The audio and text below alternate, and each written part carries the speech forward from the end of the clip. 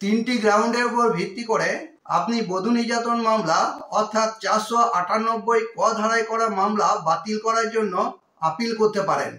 এক, বধূ নির্যাতন মামলা ফাইল করার আগে আপনি ডিভোর্স মামলা ফাইল করুন। আপনি যখন দেখবেন আপনার স্ত্রীর সাথে কোনো রকম বনিবনা হচ্ছে না বা আপোষ মীমাংসা করার চেষ্টা করেও ব্যর্থ হয়ে যাচ্ছেন, তখন ইমিডিয়েটলি ডিভোর্স মামলা ফাইল করুন।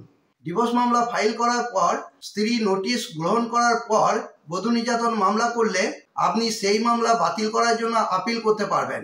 দুই, এফআইআর এ যদি অভিযোগ আংশিক মিথ্যা থাকে, যদি আপনি এফআইআর এ দেখেন আপনার বিরুদ্ধে করা অভিযোগ বধূ নির্যাতনে 498 ক ধারার সাথে অন্য ধারা যোগ করা হয়েছে আর সেগুলি মিথ্যা অভিযোগ, পুলিশ তদন্ত করে সেই অভিযোগ মিথ্যা প্রমাণ করে ও চার্জশিট থেকে সেই ধারা বাদ দেয়, তাহলে ওই কারণ দেখিয়ে হাইকোর্টে বা সুপ্রিম কোর্টে বধূ নির্যাতন মামলা বাতিল করার জন্য আপিল করতে পারবেন। তিন, এফআইআর এর সময় ও তারিখ উল্লেখ যদি না থাকে, স্ত্রী করা এফআইআরটি ভালো করে পড়ুন ও সেখানে অভিযোগের ঘটনার সত্যতা যাচাই করুন।